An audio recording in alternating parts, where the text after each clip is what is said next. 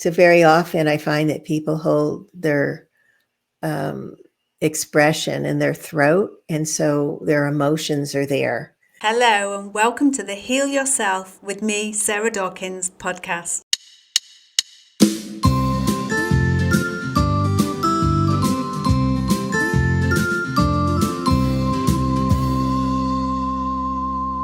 We share people who've already healed themselves, along with health and wellness tips from myself.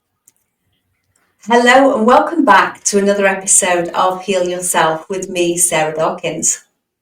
Today, my guest is MarBeth Dunn, who is a leading expert in somatic healing and intuitive energy mastery.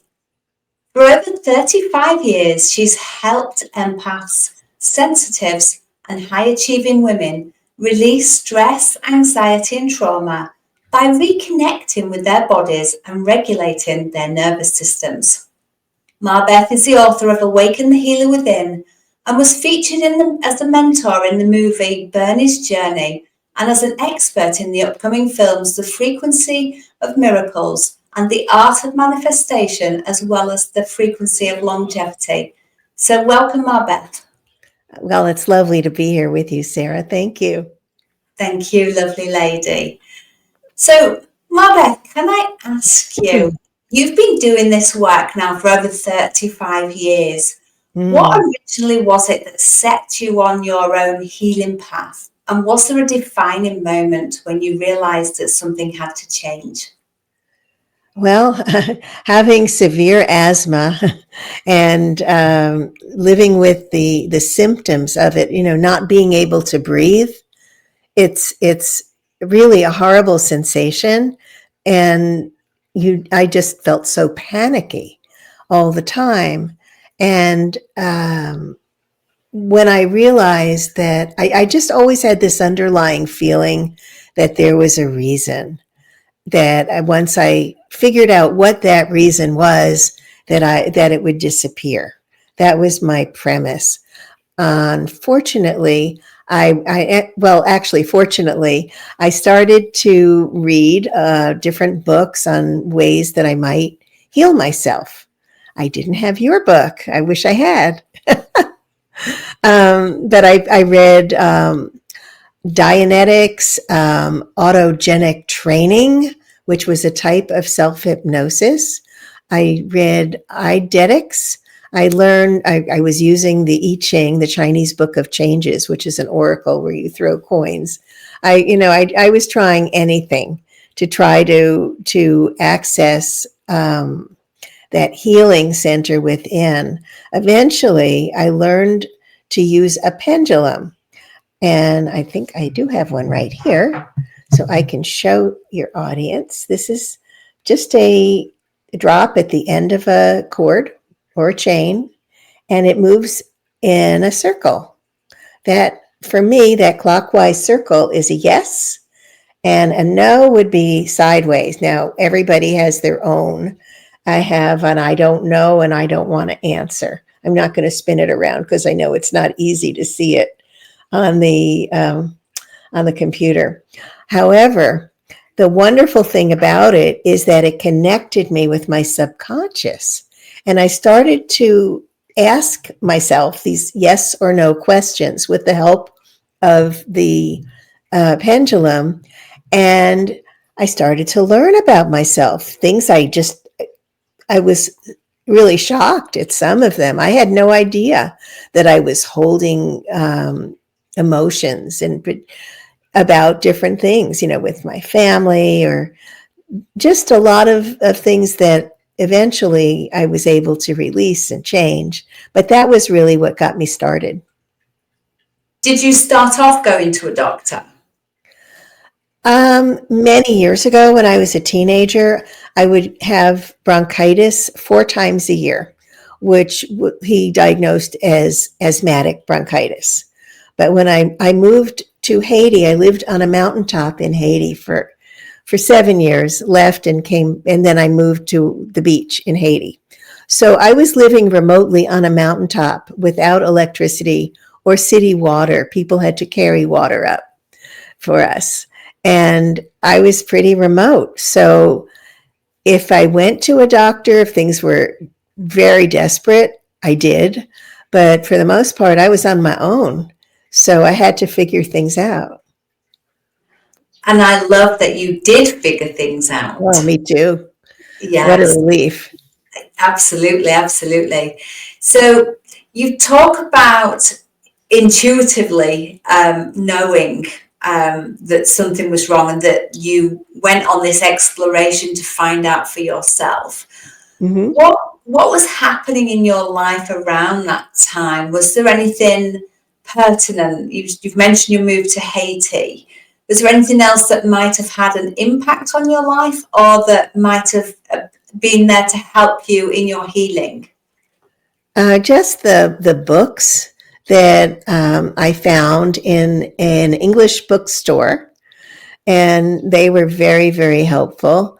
And my husband at the time, he tried to be very supportive to help, but basically I had to figure things out. And a lot of the reason that it developed in Haiti was because I was living my life more autonomously away from a lot of the values that I was raised with.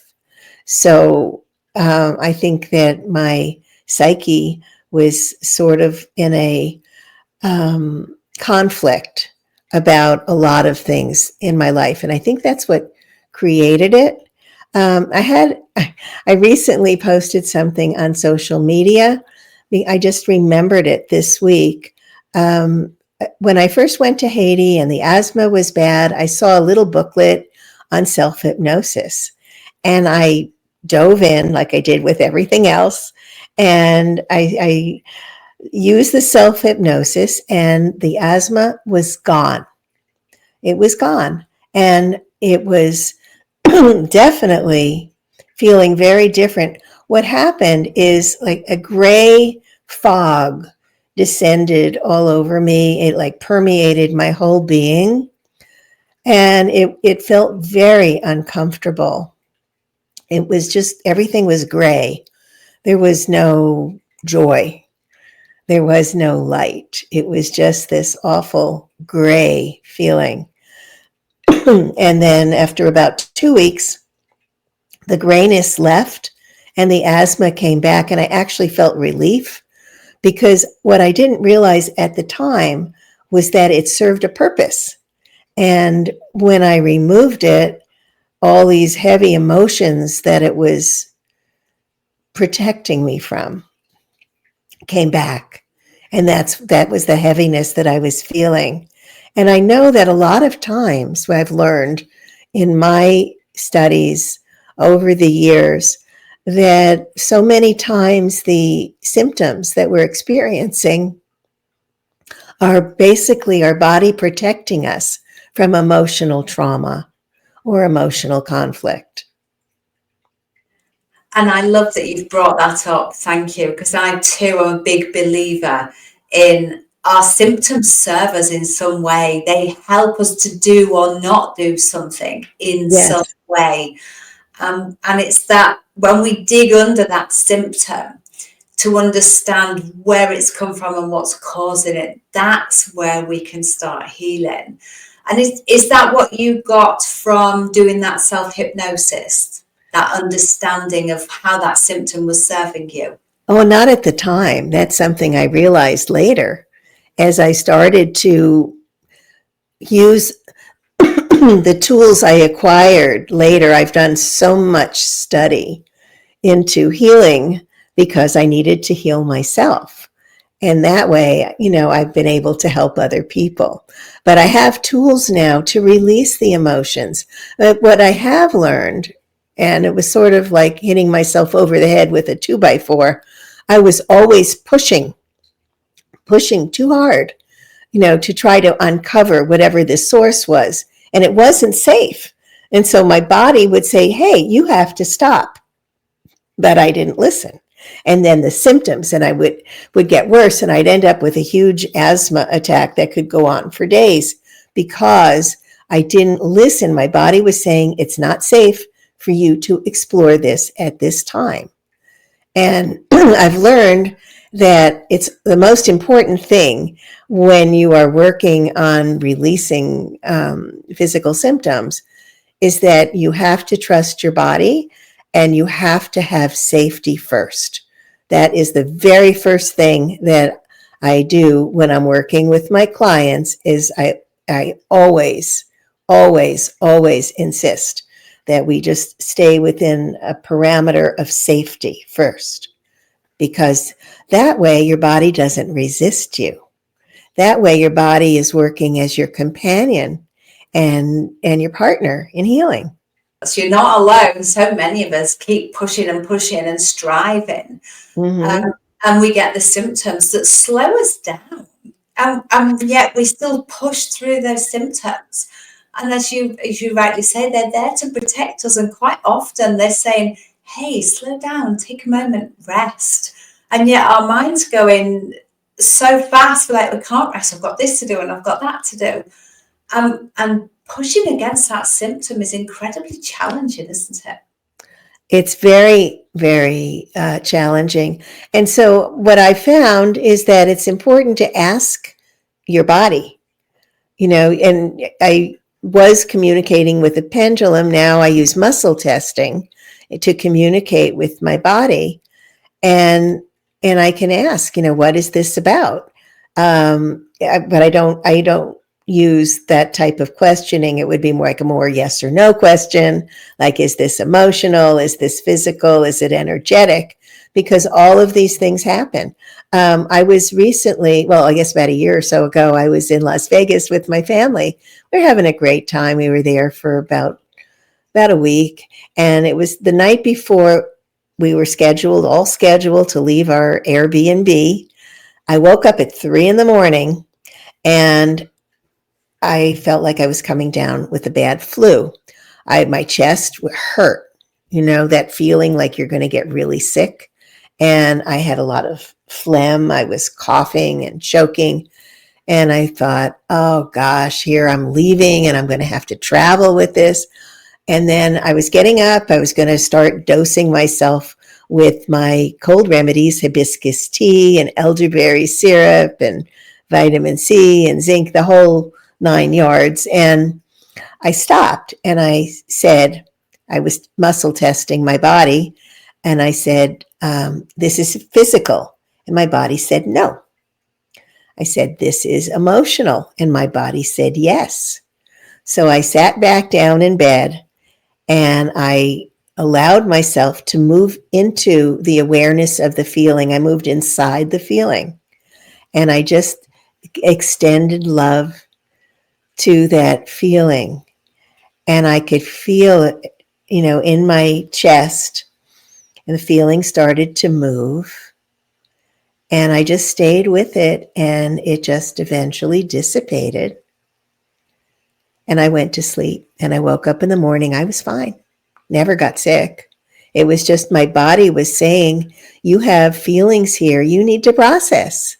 You need to recognize that you're feeling grief about your family going home to their homes and you're going to your homes.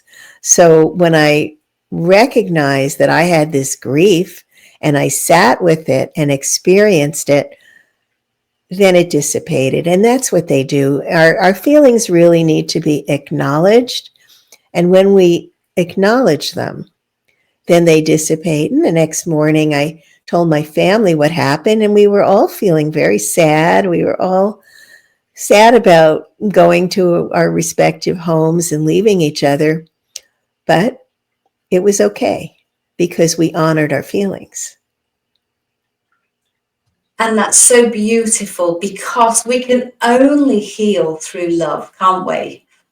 And yet Yes. we're taught to fight and be warriors and go to battle and strive, and none of that serves us because, if you're going to war with your symptoms, with your body, that war's got to be won or lost.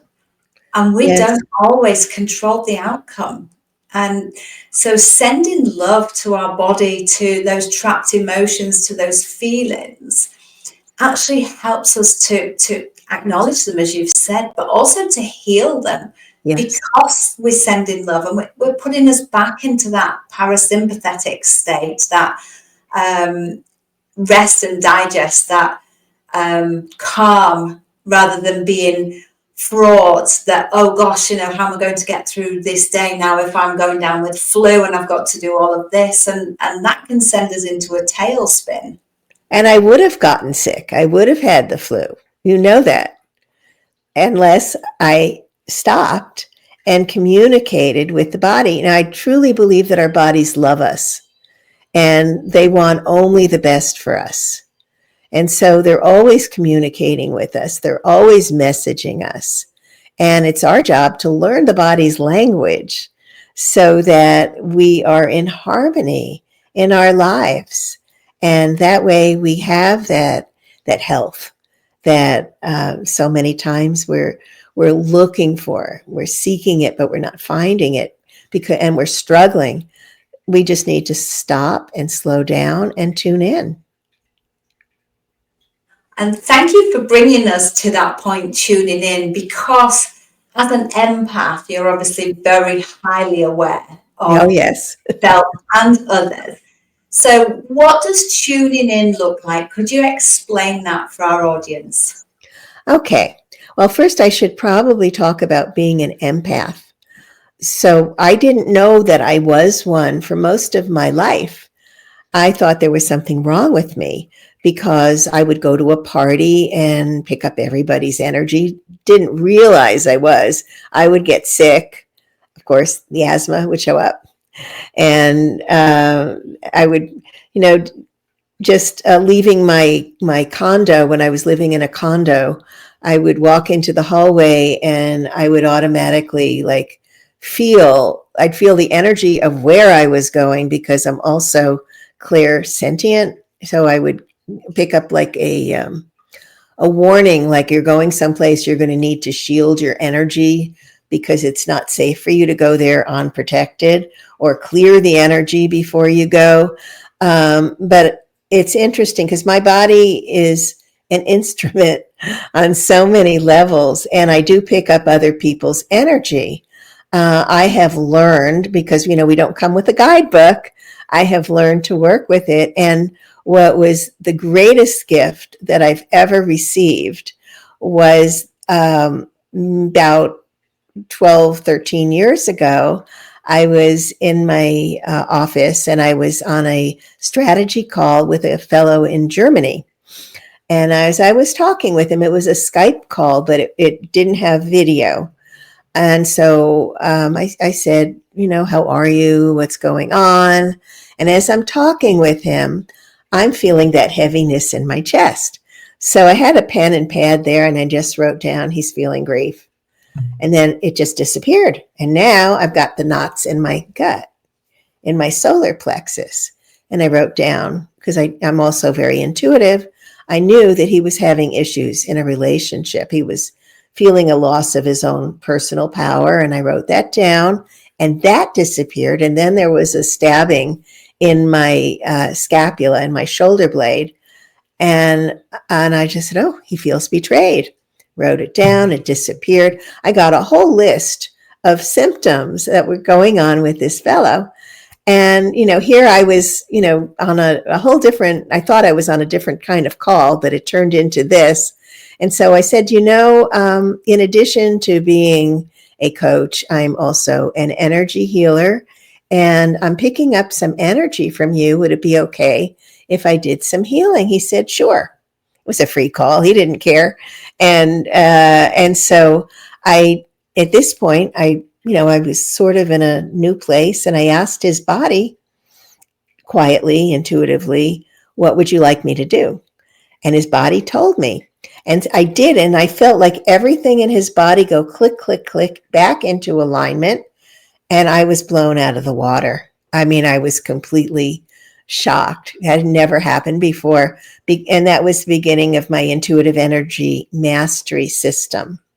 Because when I can just read people's energy like a computer printout, and then be able to help them heal that was amazing. So that was basically, as an empaths, I didn't really get around to what empaths are. We feel other people's energy. We're very vulnerable to other people's energy. And very often, I can feel that long distance. I had someone who has a little bit of a personality disorder, and all of a sudden I felt all this anger, and then I got a phone call from him. So, we feel energy to like a heightened degree, and also we pick up energy from our surroundings. But there are a lot of things that you can do to shield yourself, protect yourself from it. Thank you. And can I just go back to how would somebody tune in to their own energy, their own self? Okay. To be aware of what's going on in their own body? Well, absolutely. Because most people that I've worked with, I've discovered that very often they're not even in their body. They're somewhere out there. And, to bring yourself into your body, a very easy way is to tune into your senses. So if you start to look around and visualize, see what's going on with you, all around you, to hear what's happening around you, maybe some birds or electronic noises or whatever is there. And then also check in, or is there a taste in your mouth? Are you feeling any air on your skin? Just tap into your senses. What are you seeing? What are you hearing? What are you tasting? What are you feeling? What are you sensing? And when you do that, you come back into the present moment, and you are actually in your physical form. Now, at this point, you can just close your eyes and breathe deeply and ask, what's going on? What am I feeling?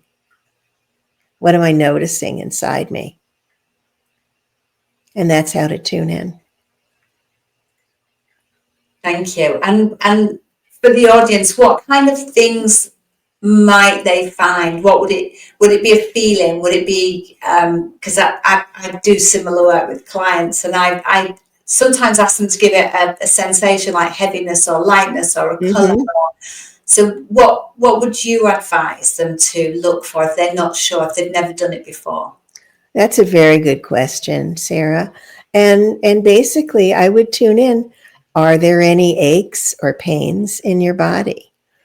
Are your muscles tense or loose? Just start to explore. What does it feel like? And again, is it light? Is it heavy? Is there a discomfort in a particular area of your being? So very often I find that people hold their expression in their throat, and so their emotions are there, and you can feel very clogged in your throat. Just notice what's going on. Don't have any judgment about it. It's just information.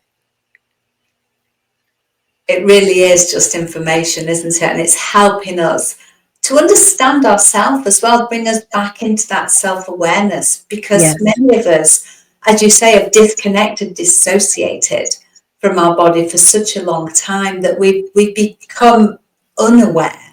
Yes, because very often it doesn't feel safe to be in your body. And when it doesn't feel safe, you don't want to be there. Sometimes it's just a lot safer to be out there. When we have it in our language, we could say, I'm beside myself with grief. I'm beside myself. Well, what does that mean? It means you're not even in your body, right? Or I'm all choked up. Or I have heartbreak. My heart is broken. These things they go through the English language, just ways that we communicate in physical terms what's actually happening emotionally with us. Thank you for that. And when we are finding those and having awareness of those feelings, I like to send love to them, because Of course. love heals everything, right? Yes. But you also have worked with somatic healing as well. Could you explain what that is and how that works and how we can use that ourselves? Absolutely. Well, somatic healing, the word soma comes from, it references the body. And our bodies, again, they love us so much, and they have ways to release the stress, the trauma, without even having to go into the story necessarily. For example, very often when I would feel stressed or feeling unsettled or just, not in a very good place, I could soothe myself by just rubbing my hand on the front of my body and just saying, I love you. And by just doing that, I would just feel myself calm down. That's a somatic exercise. Very often, there's an exercise that's used in so many ways. It's from Qigong, but it's used in a lot of other therapy. Just jumping up and down, bouncing up and down on your heels and shaking your whole body. When you shake your whole body, like Taylor Swift says, to shake it off, you're shaking off the anxiety. You can shake, shake, shake, shake, shake, shake, and just shake it off and bounce up and down on your heels. And the next thing you know, you've moved into a different state. You've released it. You can do it through dancing. You can do it through singing. There's just so many ways that you can release these stress and bring you into that parasympathetic state that you were talking about recently. We can do it through a nerve in the body called the vagus nerve. And a lot of these different techniques that I have in my book, the Awaken the Healer Within, I have 21 different techniques to release the stress and anxiety through somatic exercises in a bonus chapter. So it's a great way that people are now discovering that, your body's your friend. You can release these things. And I also use the emotional freedom technique with tapping, and it taps on the meridians in your body that are Chinese medicine has brought us awareness of these energy circuits in the body. And by tapping on these circuits, we can release a lot of emotional gunk that's been clogging up our system for a long time. So that's one of the tools that I use, but there are many others. There are, for sure. And I like the vagus nerve stimulation with just the breath work, just Absolutely. the breath down and taking deeper breaths. But so many people are not even aware of their breath because breathing's so automatic. When people are stressed, their breath is very shallow. It's up here in the clavicle, your collarbone. So it's actually called clavicular breathing. And I trained as a Kundalini yoga instructor. And so, there are like hundreds of different breathing techniques, everything from the alternate nostril breathing, through your nose, and, just breathing deeply, just one or two very deep breaths into your belly can totally shift any stress into relaxation and calm. Thank you for that. And can I just go back to your book, Awaken the Healer Within? Sure. What prompted you to choose that name, and what's your book about? Well, the book, it's partly autobiographical because I had quite a healing journey, but it's also, I felt it was so important to get the ideas out that we are healers, that we don't have to depend on others. Sometimes they serve a purpose, absolutely, but we also have this power within us. And just the other day, I was watching my thumb. For some reason, I had an infection in my thumb, and I didn't know what it was, and I was guided, to just go in and get a particular tool. And I thought I was just cleaning out the cuticle, but the next thing I knew, it just, it burst, and now it's healed, but I was guided. I knew I was guided. I tried all different things before that, and it was like, no, this is what you're going to do. And I did. And it was like, yes. So, yeah, we're guided, and we just need to allow that to happen. So yes, the medical doctors definitely have their place, but we also have our own power within, and we need to tap into that healer that's within us. And that's why my book is titled Awaken the Healer Within. And that's so beautiful. And my book, Heal Yourself, along the same vein as well, because we can heal ourselves. Yes. We just have to come back to that knowledge that we are all healers. Yes.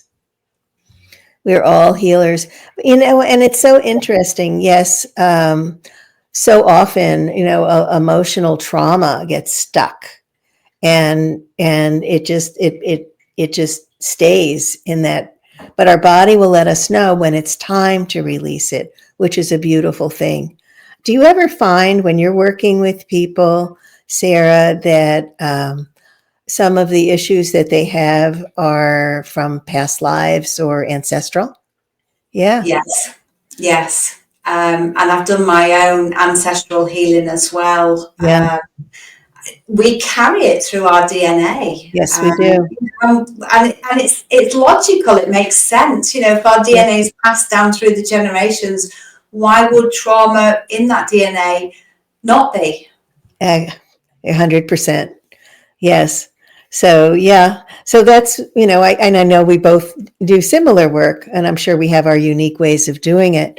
But I just find it's like so interesting to have that intuition that just says, oh, this is ancient. This is not theirs. I also find that about 85% of the people I work with are carrying other people's stuff. That's the technical term, right?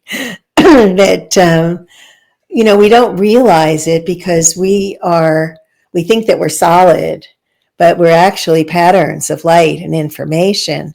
And these patterns very often coincide with other people's, and they get tangled up. And so we end up carrying their stuff, and they probably are carrying ours.